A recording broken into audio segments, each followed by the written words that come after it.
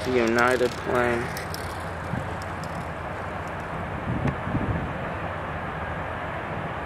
Pretty cool to see when the new United Continental merger paint scheme comes out. I think it's coming out later this year. Oh, there goes the Continental plane finally.